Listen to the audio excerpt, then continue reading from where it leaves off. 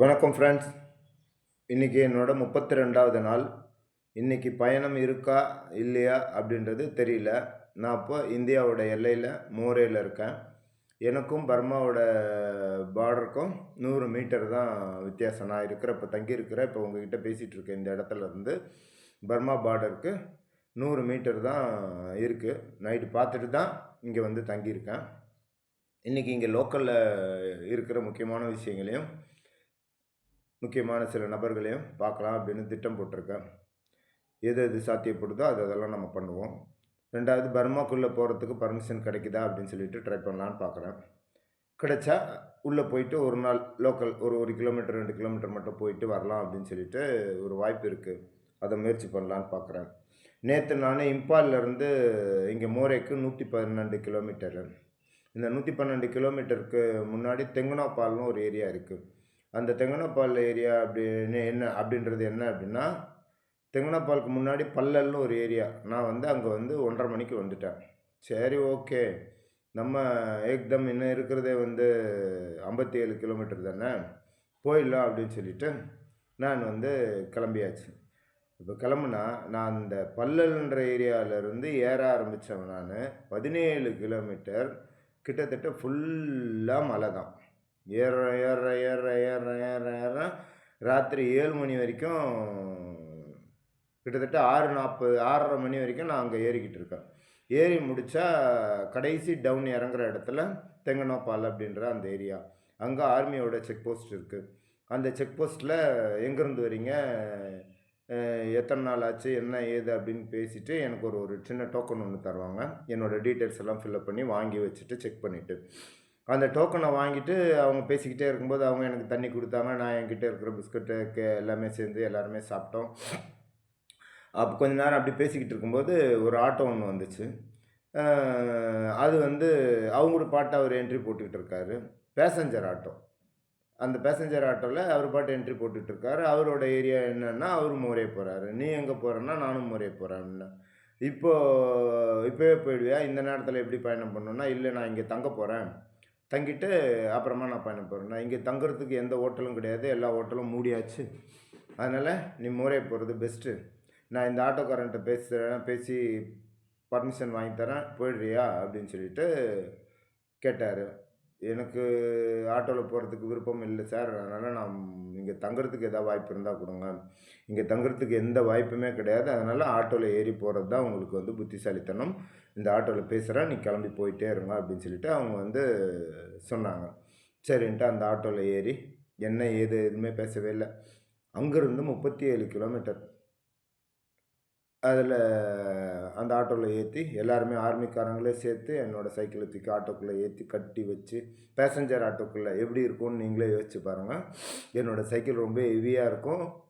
Box kicks அது இதுன்னெல்லாம் இருக்கும்.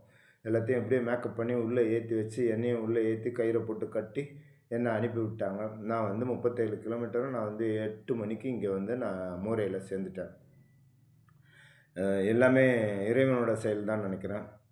ஒரு நல்ல பயணம், நல்ல அனுபவம். இப்போ மோரேயில் வந்துட்டேன். இப்போ கோவிலில் ஏதோ காப்பு கட்டுறாங்களாம், பூஜை ஏதோ இருக்கான் 7:30 மணிக்கு. அதுக்கு கிளம்பிட்டு இருக்கேன். போயிட்டு என்ன அப்டேட்டுன்றதை உங்களுக்கு சொல்கிறேன். பார்ப்போம். மோரேயில் இருக்கிற ஸ்ரீ அங்காள பரமேஸ்வரி கோயில் நம்ம சைக்கிள்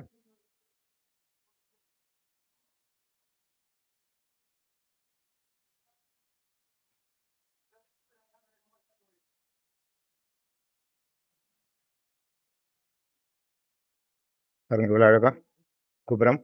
கோவிலுக்குள்ளே போகிறேன்.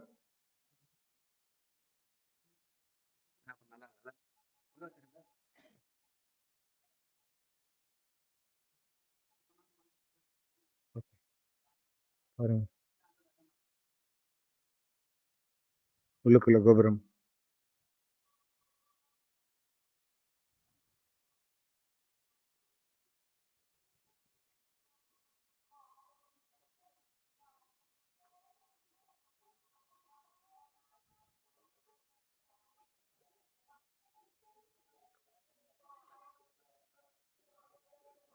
தேரும் வச்சுருக்காங்க விசேஷ காலத்தில்.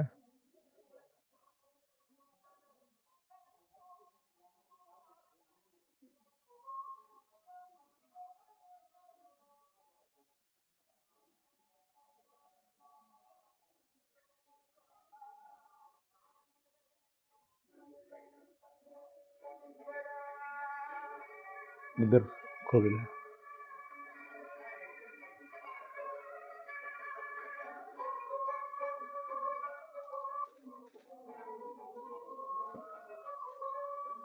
நவகிரக சந்நிதி அதே ரதத்தில் இருக்கிற மாதிரி.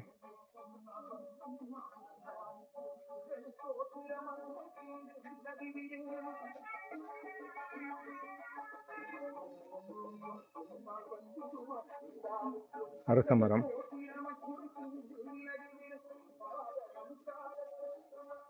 அரசமரத்தடி விநாயகர்.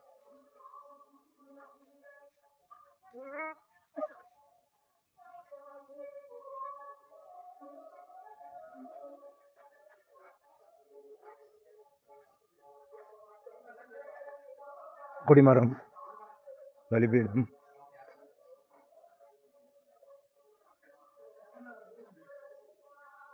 இங்கே ஒரு அரச மரம்.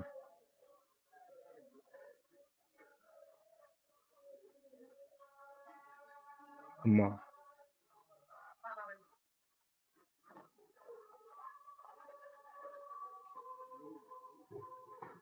அம்மன்.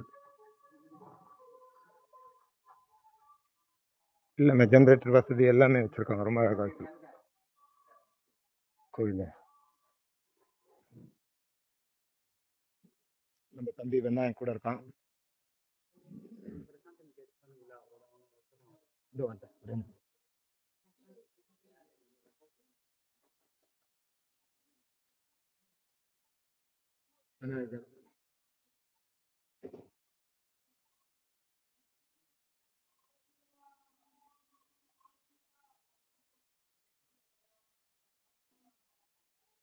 ரொம்ப அழகா இருக்காங்க.